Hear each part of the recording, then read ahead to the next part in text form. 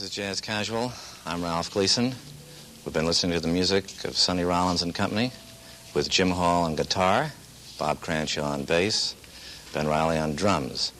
Sonny Rollins, the tenor saxophonist, is one of the true virtuoso jazz soloists in modern jazz, and we're going to have a chance now to talk to him. Sonny, when you pick tunes that you're going to use in your group, and on which you're going to improvise, Yeah. what kind of things do you look for?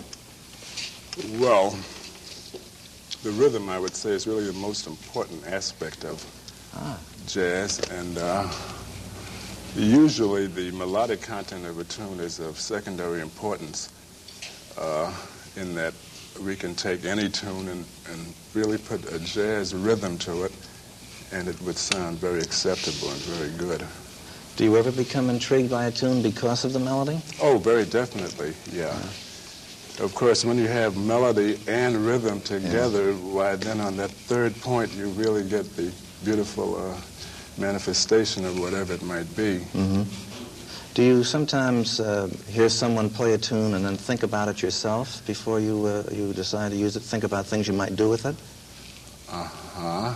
Now, exactly what do you mean by that? Well, do you hear a song played by another group and decide that you like it and you might like to try your hand with it? If you do this, do you then consider the song yourself before you play it and think about the changes in it and the tune? Oh, yeah, yeah.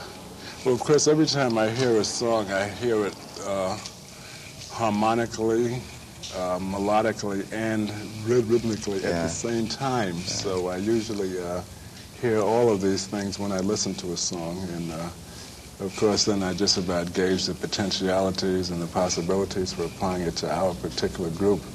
Do you do the same tunes, when you do the same tunes, different performances, do they follow the same structure?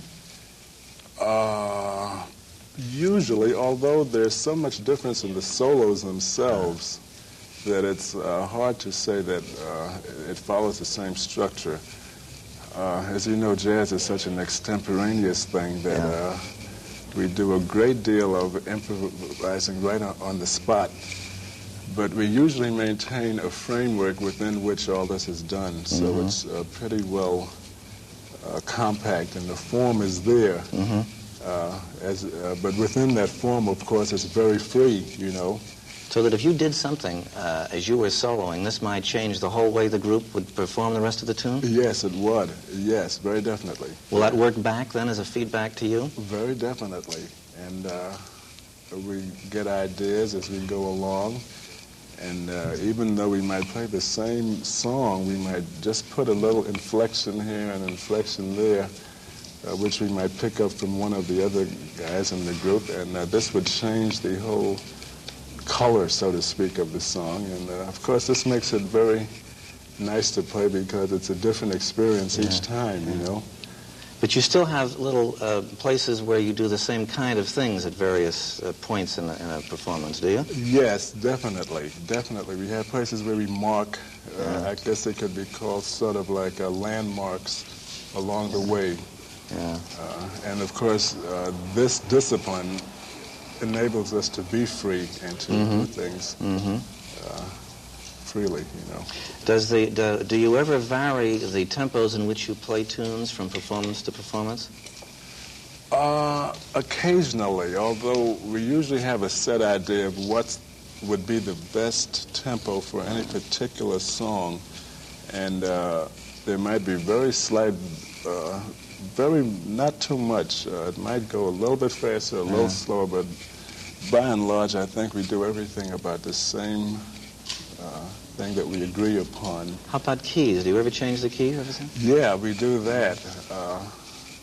And we're just beginning to do a lot more of that, to play in keys which we might not have played in too much before. So now we play the same song and we're beginning to play it in different keys. And of course, each key gives it a different sound. Once again, it makes it a little different. The same notes in a different key would produce a different color, you know. This makes you think about it in a new way then. Definitely, yeah. It produces new versions then. Exactly. Yeah. Very interesting. Sonny, many young musicians today, it seems to me, have lost sight of the fact that jazz has had a tradition going back several generations. When you came along as a tenor saxophone player, who were the saxophone players in which you were interested? Well, I was quite interested in Coleman Hawkins, and he was my main guy that I liked. Of course, I still do admire him. And I liked Lester Young, and I liked quite a few guys. In fact, I liked most guys that were playing. Because I just like Hawk more than the others because he happens to be my particular idol, so to speak. These older musicians have had an influence on you? And Definitely. A great many of them helped the young guys like I was at that time. I'm an old man now, but at that time I was helped a great deal by guys like Ben, you know, and Hawk and so forth, and they gave me a lot of good hints which I use now. And the same way I would like to have a chance to help some of the young kids coming along, you know. Well, of course, one of the greatest ways you can help them is by continuing to play the way you're playing, be an inspiration to them. Great. I'm glad you said that. What are you going to play for us now, son? Well, I think we're going to do a short version of God Bless the Child. Billie Holiday. Billie Holiday, yeah. Beautiful. Beautiful. Thank you very much. We look forward to hearing that. Great. We've been talking to Sonny Rollins, the tenor saxophone player, and we've learned some of the ways in which jazz musicians think about improvisation and how they use, in Sonny's words, rhythm and melody and harmony in their approach to a performance. And Sonny has also told us something about the traditions of jazz, and now we're going to hear him and his group play God Bless the Child.